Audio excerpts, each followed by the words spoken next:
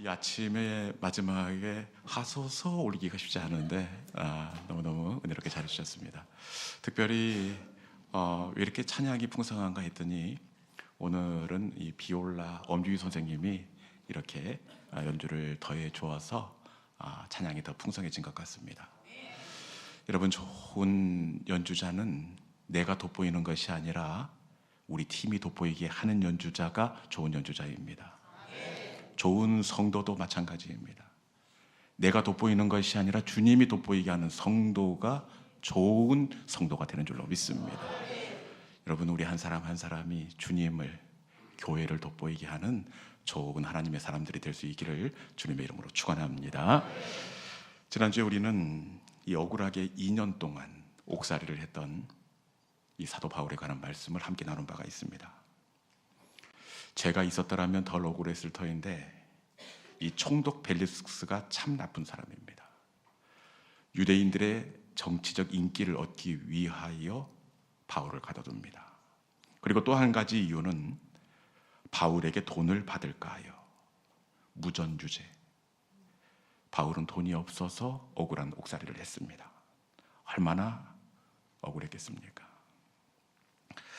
바울은 이곳에 가둔 총독도 용서할 수 없고, 그리고 더더욱 나를 이곳에 메어두신 하나님도 이해할 수가 없었습니다.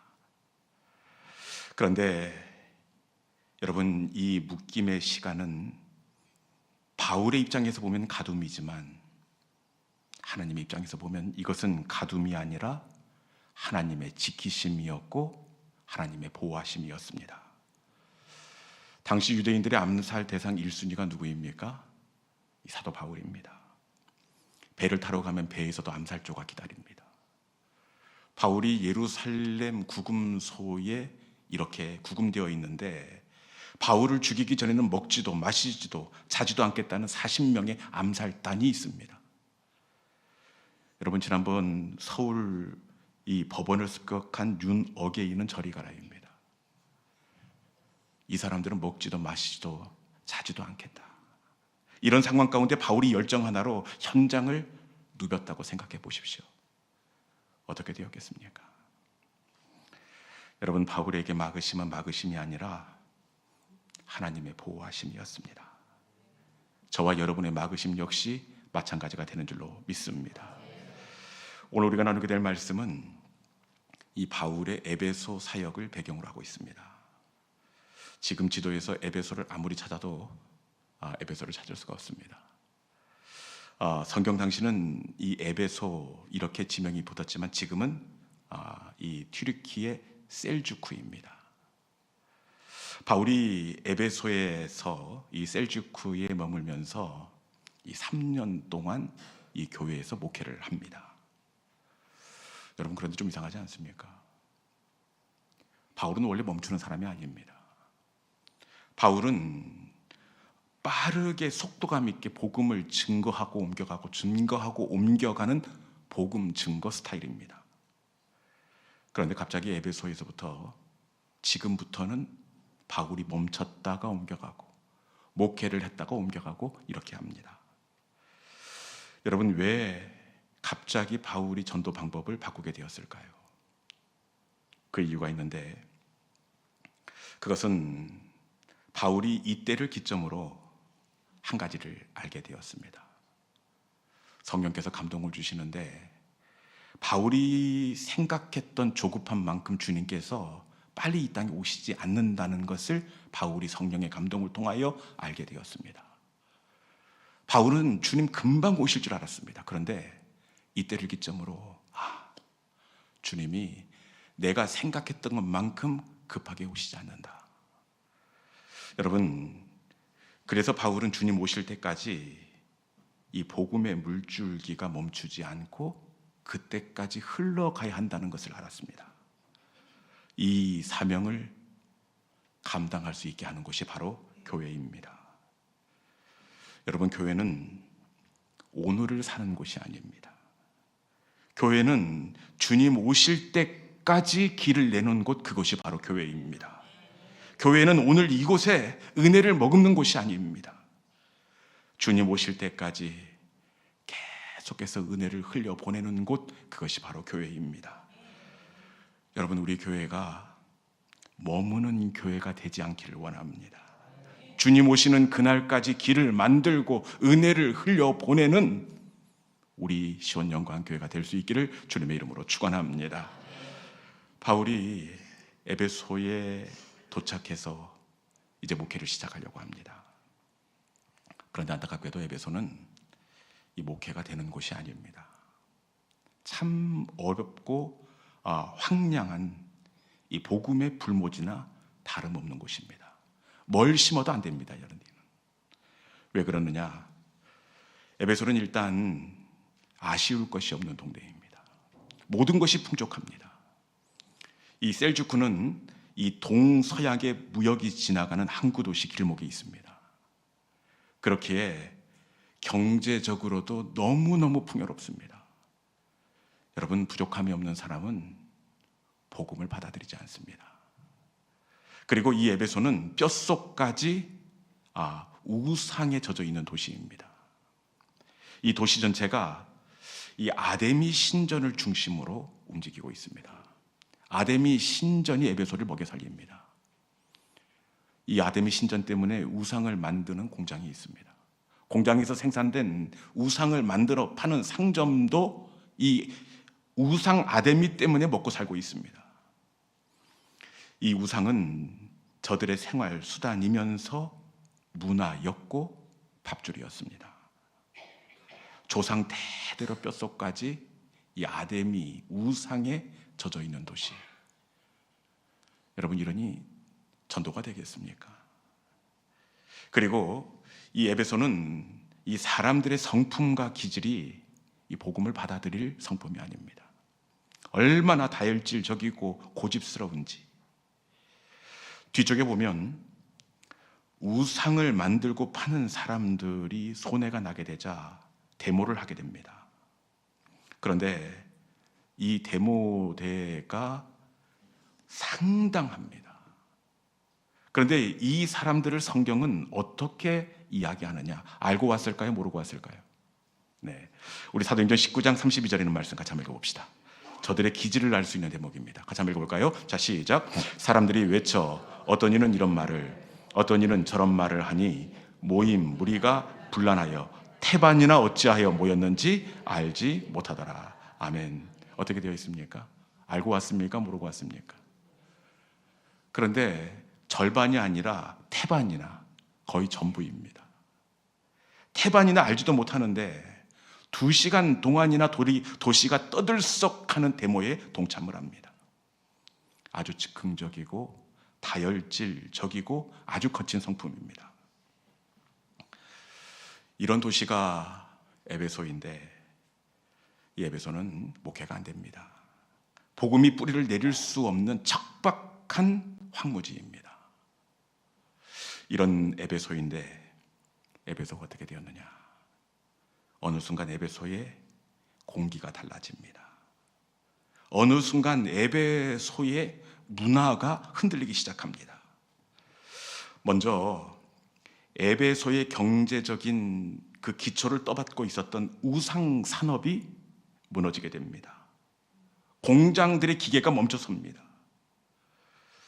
그리고 이건 정말 있을 수 없는 일인데 이 에베소에 이 수많은 그 주술업에 종사했던 사람들이 이 교회에 등록을 합니다. 우리로 말하면 무속인들입니다. 여러분, 평범한 사람들은 혹시 돌아올 수 있지만 무속인들이 그 업을 내려놓고 회개하고 돌아온다는 것 정말 쉽지 않습니다. 그런데 말씀해 보면 저들이 그냥 돌아온 것이 아니라 평생 붙들고 살았던 마술책, 우리로 말하면 이 주술책을 광장에 쌓아놓습니다. 그리고 이 주술책에 불을 붙이는 장면이 나옵니다. 이 광장에 이 주술책 얼마나 쌓아놓았을 것 같습니까? 말씀해 보면 당시 저들이 태운 주술책 값이 은 5만이다. 별로 놀라지도 않는데, 은 5만, 은화 한 개는 한 드라크마, 한 노동자의 하루 품삯입니다. 은 5만이면 5만일 동안의 노동자의 하루 품삯입니다. 5만일이면 약 160년 동안의 연봉입니다. 감이 오십니까? 제가 이렇게 치환해 봤더니 약 우리 돈 75억입니다. 여러분, 75억 어마어마한 주술책을 쌓아놓고 불을 질렀습니다. 그러니 며칠, 몇 날 동안 이 주술책을 태운 연기가 온 그 에베소 도시를 가득 메꿨을 것입니다. 이것은 단순히 책이 타는 것이 아니라 에베소의 영적인 권세가 흔들리고 있는 장면입니다. 여러분, 황무지와 같은 에베소, 척박한 그 땅에 어떻게 이런 일이 일어날 수가 있었느냐? 이거 오늘 설교의 포인트입니다. 여러분, 에베소에 이런 일이 일어날 수 있었던 것은 바로 그것에 에베소 교회가 있었기 때문입니다. 에베소 교회 때문에 에베소의 공기가 달라지게 되었습니다. 저는 우리 시온 영광교회도 지역의 공기를 바꾸는 교회가 될 수 있기를 주님의 이름으로 축복합니다. 바라기는 우리 교회 때문에 주변에 있는지 없는지는 모르지만 태폐업소들이 문을 닫기를 원합니다.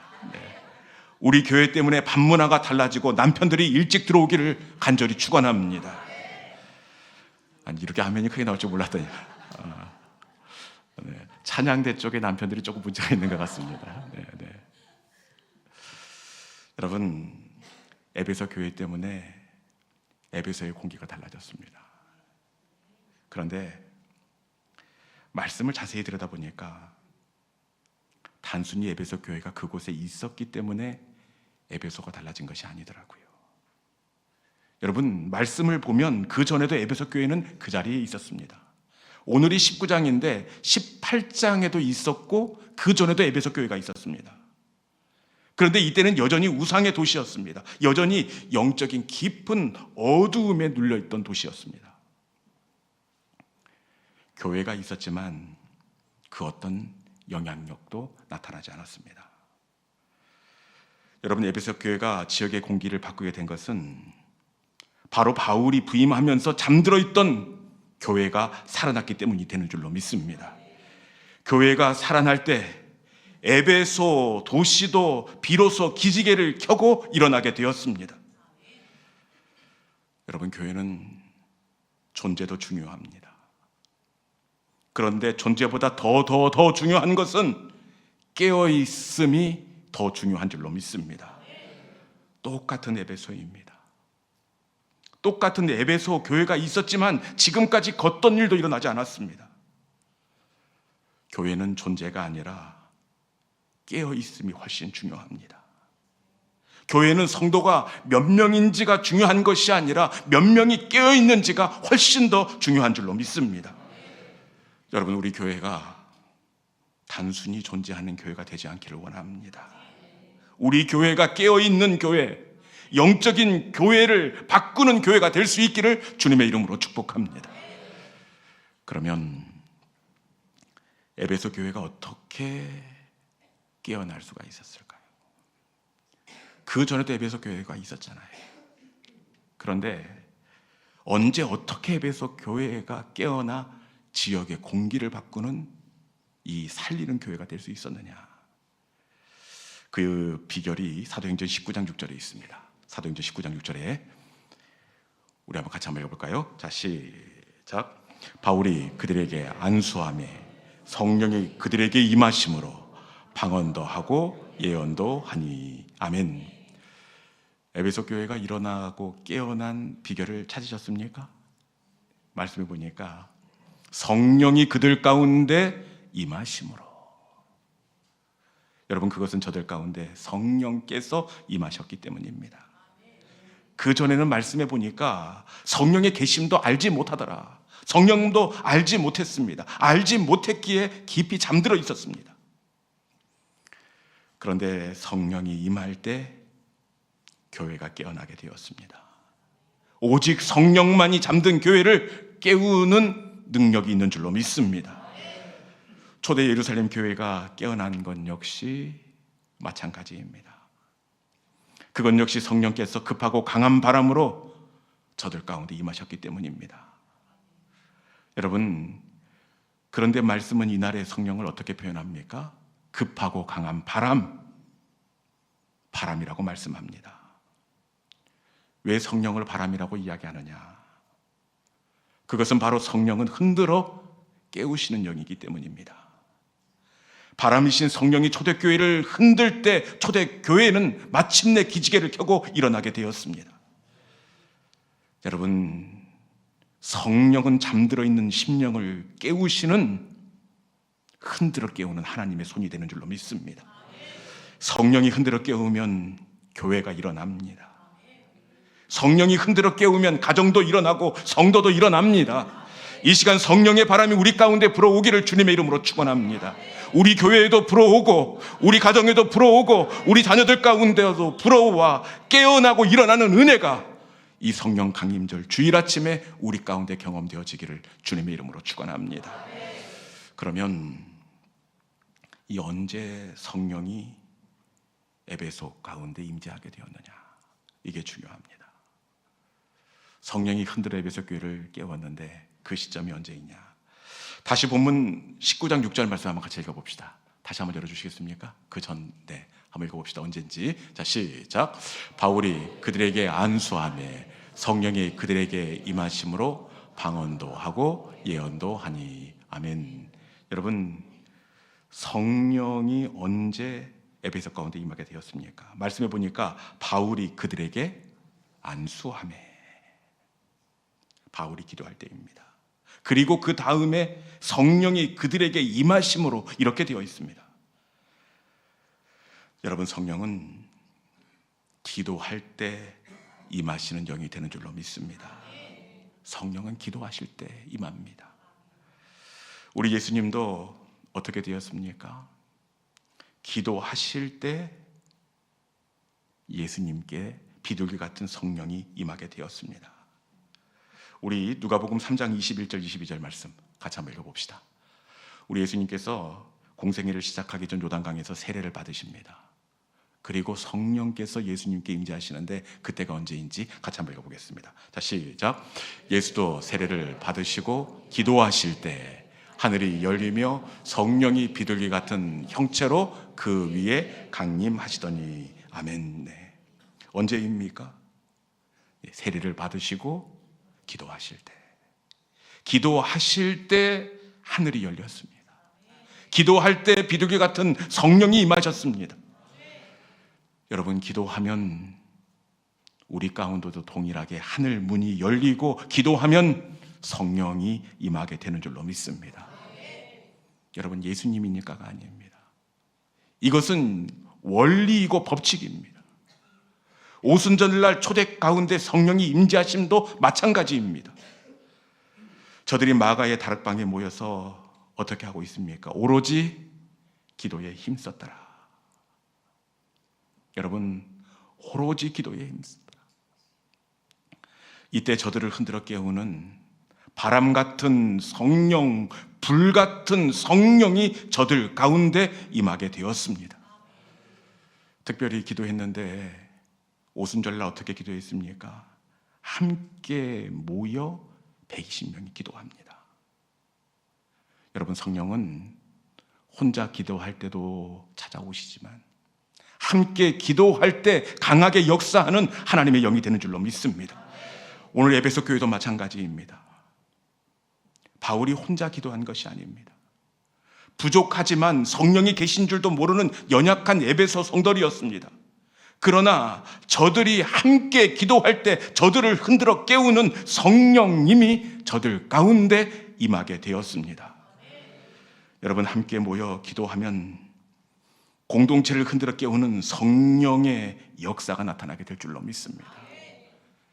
이것은 지나간 과거의 이야기가 아닙니다.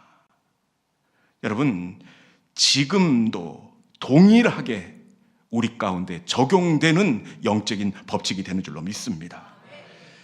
여러분, 이 시간 함께 모여 기도하고 예배하는 우리 가운데도 흔들어 깨우는 성령의 임재가 있기를 주님의 이름으로 축원합니다. 이제 말씀을 마무리하겠습니다. 여러분, 교회는 존재하는 곳이 아니라 깨어있는 곳입니다.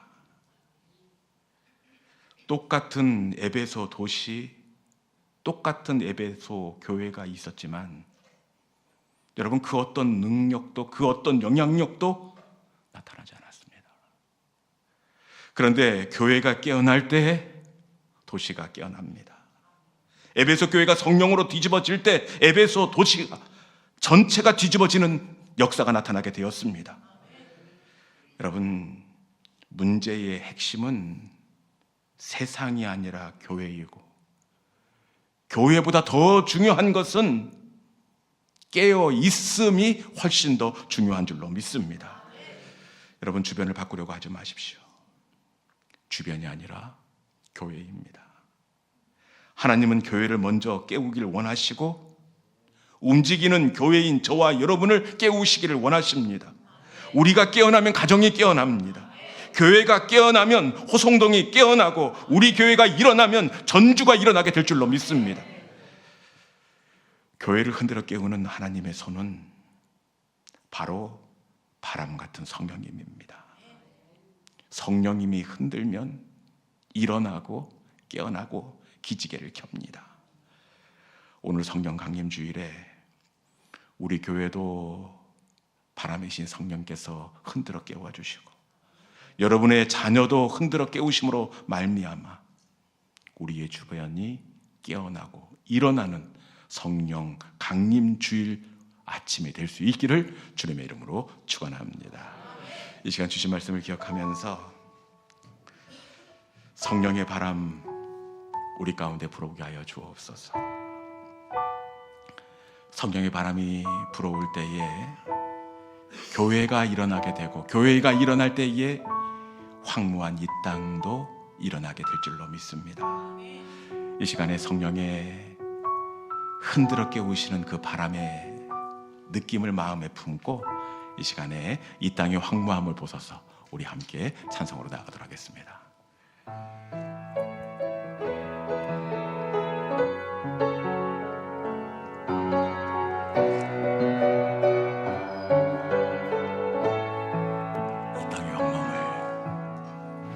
이 땅의 황무함을 보소서. 하늘의 하나님, 긍휼을 베푸시는 주여, 우리의 죄악 용서하소서. 이 땅 고쳐 주소서. 이제 우리 모두 하나 되어